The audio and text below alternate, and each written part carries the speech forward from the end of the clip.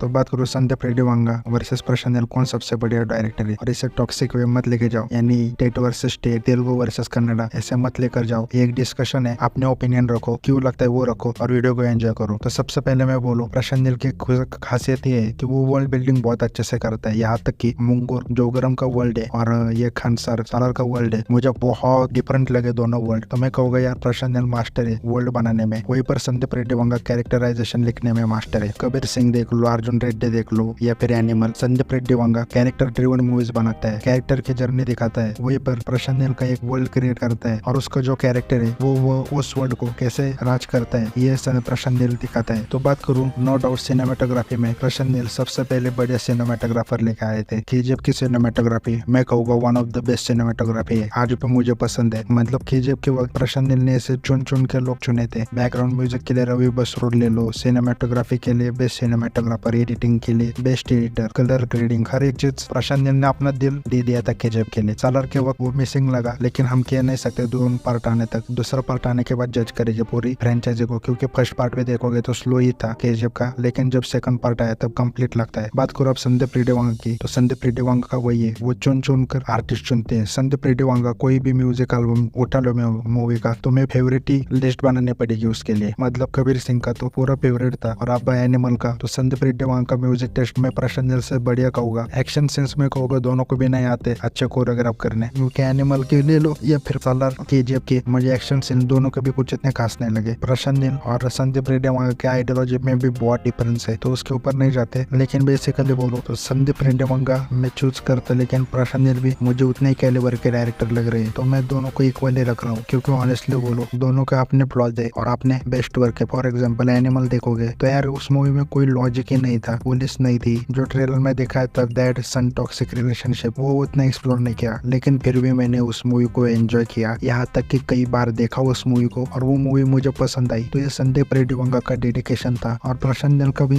देखोगे यार केजीएफ, उस बंदे ने लिटरली 100 करोड़ में केजीएफ 2 जैसे मूवी बनाई। 100 करोड़ तो आज क्ले से बर्बाद करते, लेकिन मैं कहूँगा एक चीज, केजीएफ हिट होने में प्रशांत नील से ज्यादा यश का हाथ है, ये मैं कहूँगा, क्योंकि यश ने लिटरली वो मूवी कैरी की है, वो दिख जाता है। सालार के वक्त प्रशांत नील का विजन थोड़ा डगमगाया है, क्योंकि प्रभास डायरेक्टर के काम में इंटरफेयर नहीं करते, वो डायरेक्टर को जो चाहिए उस तरह अपना कैरेक्टर निभाते हैं। तो प्रशांत नील का जरा इधर मूवी एक घंटा स्लो हुई थी और यश मूवी अपने हाथों में ले लेते, चेंजेस कर लेते हैं मूवी के, इसी की वजह से कि जब तुम लोगों को पसंद आई। जो इंटरव्यू से मैं बोल रहा हूँ ये सब, यश के इंटरव्यू देखने के बाद उसने आइडिया दिया था पार्ट 2 में मूवी बनाओ, 2 पार्ट में मूवी बनाओ। पहले प्रशांत नील एक पार्ट में ही सब मूवी बनाने वाला था, लेकिन यश ने 2 पार्ट में बनाने को कहा, फिर से मूवी रीराइट करने को कहा स्टोरी, और पैन इंडिया लाने का भी यश का ही आइडिया था। वहीं पर संदीप रेड्डी वांगा मुझे लगता है कई जॉनरा एक्सप्लोर कर सकते हैं। जैसे उन्होंने एक लव स्टोरी चुनी थी, लव स्टोरी से उन्होंने डेब्यू किया, लेकिन एकदम से उन्होंने जॉनरा बदल दिया, वो क्राइम ड्रामा में आए। तो प्रशांत नील भी एक फिल्म मेकिंग को मास्टर करने में लगे, उन्होंने एक अपना format, colour grading, colour palette सब चूज कर लिया है, और वही सबसे बड़ी दिक्कत हो गई थी प्रशांत नील के लिए। लिटरली सालार को केजीएफ से जोड़ ही दिया गया था, क्योंकि प्रशांत नील का वही सेम फॉर्मूला बन चुका है। तो मैं कहूँ यार बहुत मुश्किल है, बहुत मुश्किल है दोनों में से एक चुनना, लेकिन बहुत सोचने के बाद मैं अभी के लिए संदीप रेड्डी वांगा को चुनूंगा। No doubt